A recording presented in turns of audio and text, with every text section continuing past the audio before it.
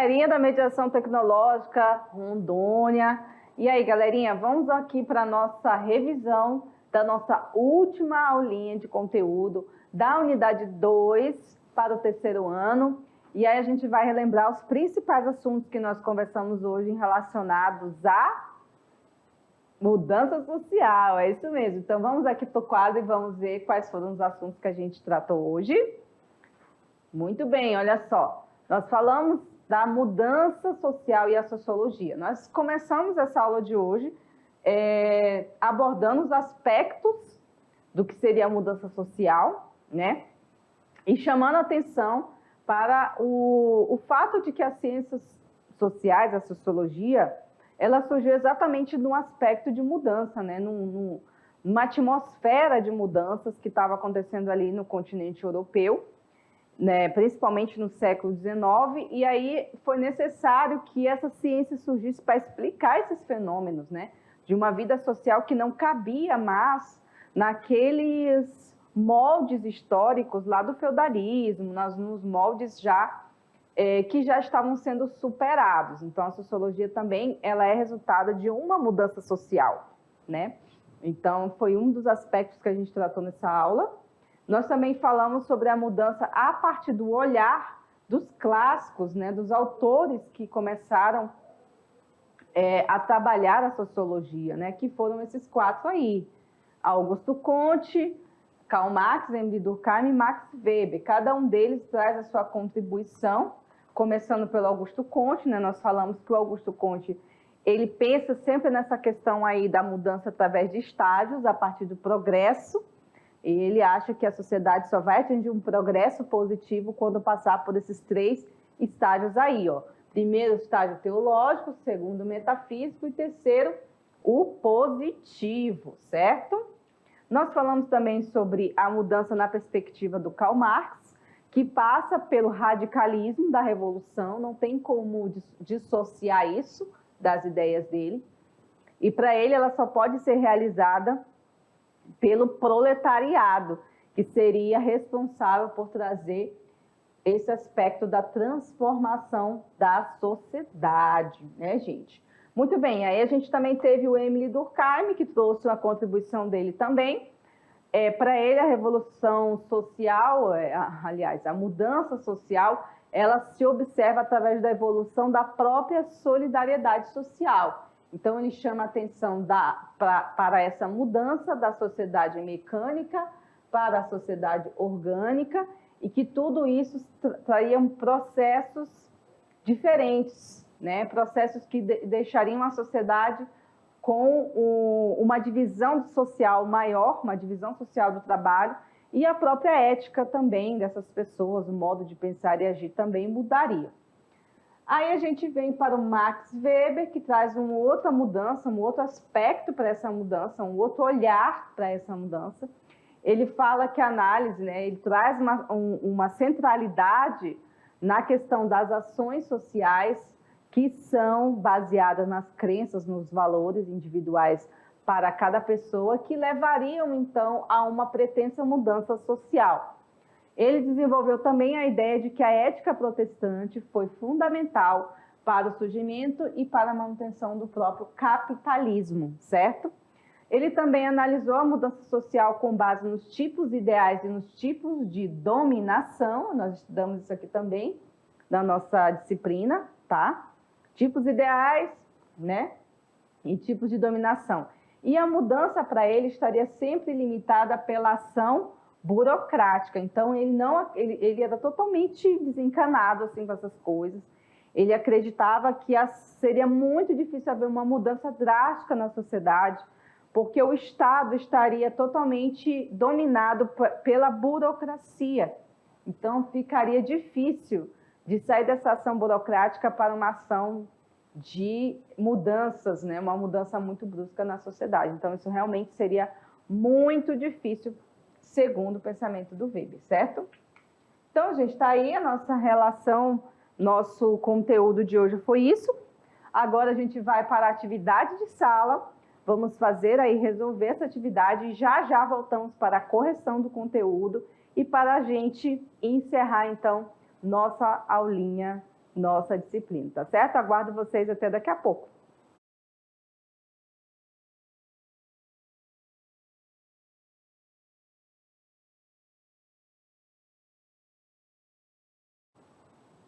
Muito bem, galerinha, voltamos aqui com a nossa aula de hoje para fazer a correção do nosso conteúdo e para a gente ver as questões que foram colocadas aí, encerrar também falando para vocês um pouco da atividade extraclasse que vocês já estão fazendo, alguns já estão fazendo, para que vocês possam entender para quem ainda não fez, tá bom? Então vamos aqui para o quadro, vamos ver quais foram as questões de hoje, galerinha. Muito bem, e aí, acharam muito difícil? Tava fácil, né, gente? Por favor, parem de fazer drama. Vamos ver, então, a questão 1 e a gente vai comentando, tá? Tá bom? Vamos lá. À medida que foi se estendendo a influência da concepção da vida puritana, isto, naturalmente, é o mais importante do que um simples fomento da acumulação de capital. Ela favoreceu o desenvolvimento de uma vida econômica racional e burguesa. Era a sua mais importante e, antes de mais nada, a sua única orientação consistente nisto, tendo sido o berço do moderno homem econômico, né? Aí é um trecho, é um fragmento do livro A Ética Protestante e o Espírito do Capitalismo, do Max Weber. Então, aí você já sabe, já tira por aí que a pergunta está se relacionando com as ideias intelectuais desse autor. Então, quando é assim, pessoal, já começa a pensar quais foram as ideias do Max Weber, o que foi que ele defendeu, né? Para não perder tempo pensando nos outros autores. Muito bem, vamos lá. De acordo com o texto, Max Weber está apontando para o desenvolvimento de uma vida econômica racional, né, e burguesa. O desenvolvimento do capitalismo a partir da influência da... A gente acabou de conversar sobre isso, né, pessoal? Então, não está difícil. O que o Max Weber defendia a partir desse olhar crítico dele em relação ao desenvolvimento do capitalismo, hein, gente? Vamos lá. Economia e sociedade, a ética protestante, a liderança carismática, a ética liberal ou a teoria da ação social. Não confundam, pessoal. Não confundam, vamos lá. Não confundam o fato de ter um item aí que fala de um conceito trabalhado do Max Weber com a própria questão que está pedindo aí. Estão pedindo para você indicar qual foi, né, a influência basilar que ele considerou, né, para o desenvolvimento do capitalismo. Aí tem, por exemplo, teoria da ação social. Teoria da ação social é um conceito do Weber, mas não foi a razão para o desenvolvimento do capitalismo. Aqui poderia até te deixar confuso, né? Mas não é isso, tá? Liderança carismática é um conceito do Weber? É um conceito do Weber, né? Mas também não está relacionado exatamente com a razão para o desenvolvimento do capitalismo. Ética liberal também não foi trabalhado pelo Weber, então, assim, não nesse momento aqui, também está fora. Economia e sociedade é o nome de um livro dele, mas não é exatamente a razão. Vamos ver aqui qual é o correto? Letra B, a ética protestante, viu, gente? Então, o desenvolvimento do capitalismo para o Weber se deu através do surgimento de uma nova, né? De uma nova ética. Que ética era essa, gente? A ética protestante. A economia e sociedade, ela traz o desenvolvimento dessa perspectiva, né, do Weber, mas não exatamente está indicando realmente o que é a razão. Então, cuidado com as respostas, porque às vezes elas vêm para te confundir. Vai trazer alguma coisa que faz sentido, mas é só para você ficar confuso, tá? Ou confuso. Então, a letra certa é a letra B, tá? Questão 2. Pode-se afirmar que a sociologia contemporânea herdou contribuições dos autores considerados clássicos do pensamento sociológico, a partir dos quais se desenvolveram correntes teóricas distintas. Quais foram eles? A, B, C, D ou E? Gente, vamos lá. Emile Durkheim, Adorno e Weber? Karl Marx, Weber e Karl Marx? Karl Marx também, gente, era um teórico sociólogo também, tá? Mas a gente não falou dele aqui na aula hoje, não. Max Weber, Karl Marx e Emile Durkheim. Durkheim, Weber ou Herbert Spencer também é um sociólogo, por isso que tem que tomar cuidado do que está falando ali, tá? Herbert Spencer, inclusive, é um grande nome quando se fala no iníciozinho da ideia de sociologia como ciência. Então, foi o primeiro teórico que eu estudei na faculdade, assim, para apresentar trabalho, sabia? Foi o Herbert Spencer, eu nunca esqueço. Karl Marx, Emile Durkheim, o tal Conte Parsons. Parsons também vem aí da sociologia. Tá vendo como tem muitos nomes aí da sociologia que vocês não conheciam? Mas, e aí? O que vocês acham? Quais foram os que desenvolveram a corrente do pensamento sociológico, né, de maneira distinta, que são considerados autores clássicos? Vamos lá? Letra C. Weber, Karl Marx e Durkheim, tá? Então, são os autores que vieram trazer esse olhar distinto, mesmo falando, né, de uma sociedade ali da Europa, mas mesmo assim eles trouxeram correntes diferentes de pensamento, tá? Então, muito bem, tá em letra C. Questão 3, vamos lá. No que diz respeito às relações entre sociologia e mudanças sociais, pode-se dizer que a sociologia é uma ciência que visa apreender cada sociedade em um dado momento sem poder explicar suas transformações que são objeto da história. Será, gente? Não, né? Claro que não, porque a sociologia ela é a ciência que explica exatamente isso, gente. Então, não é que ela não pode explicar, ela vai ter que explicar. Então, assim, as transformações não são só objeto da história, tá? Então, a letra A está fora. B. A sociologia só é capaz de explicar as transformações derivadas das lutas entre as classes?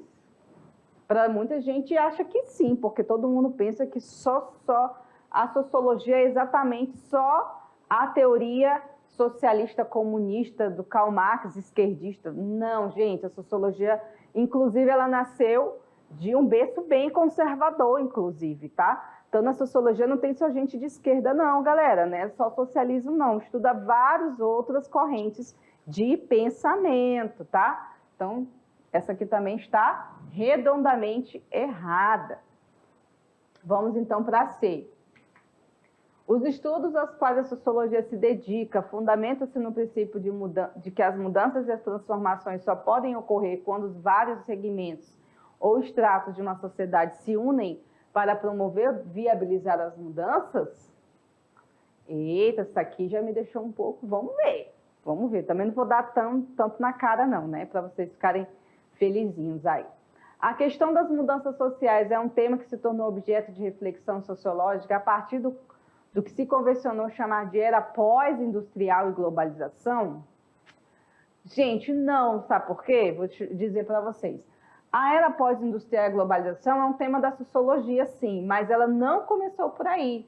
Ela começou antes, lá na pré-industrialização, né? Aliás, lá na industrialização já acontecendo. Então, ela vem explicar, sim, a pós-industrialização e a globalização, mas não veio assim, veio antes, tá? A letra E. A sociologia busca captar fenômenos produzidos pelas ações dos atores sociais que visam defender seus interesses e fatos associados às reações e resistência àquelas ações. E aí, gente? É essa aqui.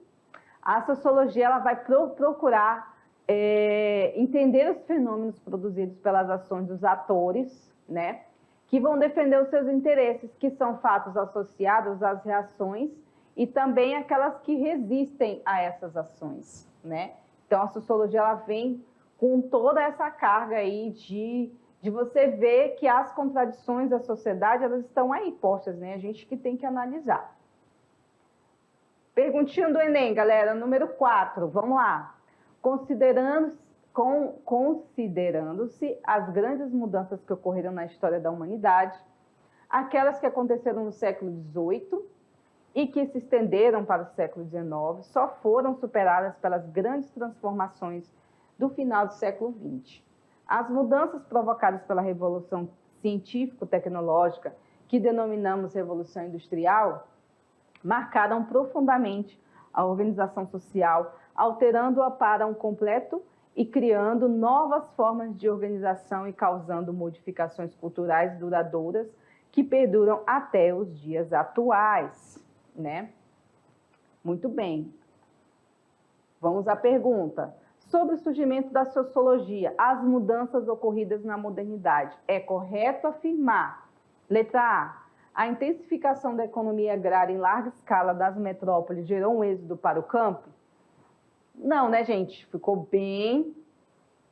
Pelo contrário, né? A intensificação da economia industrial foi que gerou um êxodo para a cidade, não para o campo, tá? Então, tá errado.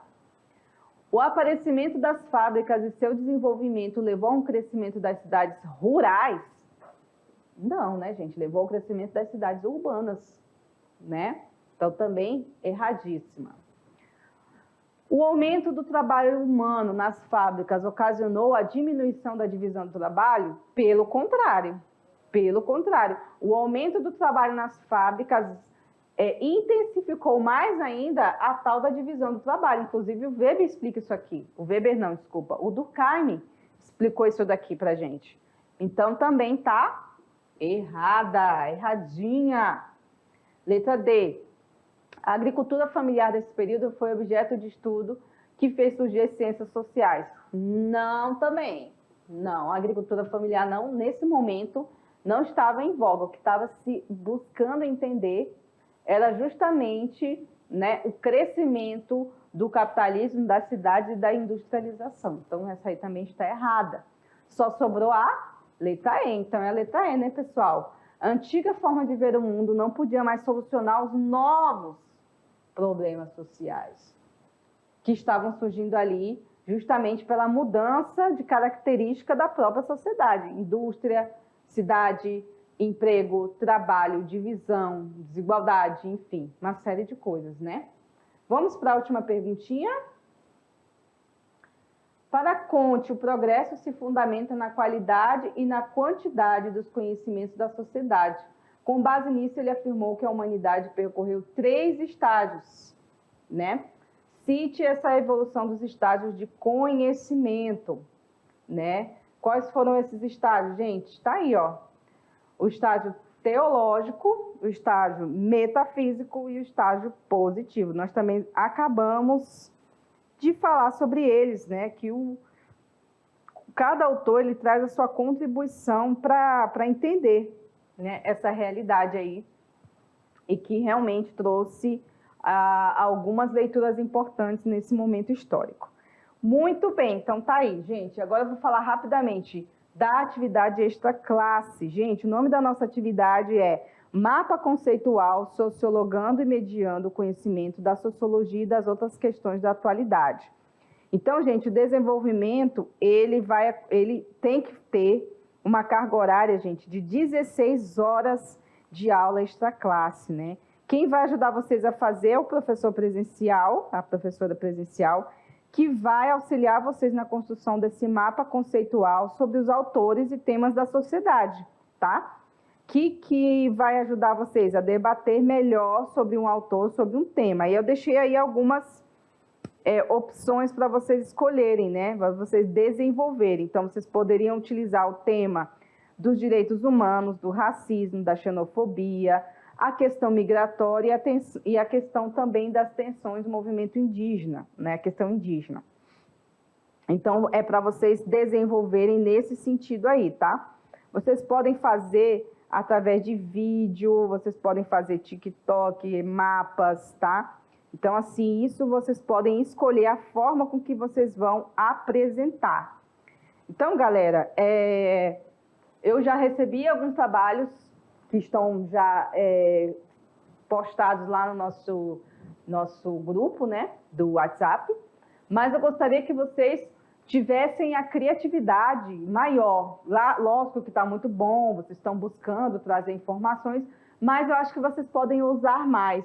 utilizar desenhos, gravuras, quadrinhos, utilizarem aquilo que vocês podem revelar até mesmo os talentos, até música, poesia, fiquem à vontade, tá, gente? Então, fico aguardando o trabalho de vocês e vou já de antemão parabenizar todos os que já entregaram e também parabenizar os professores presenciais que estão auxiliando vocês aí nesse trabalho, tá bom? Então, gente, chegamos ao final, a gente se encontra agora na revisão de conteúdo para a prova da unidade 2.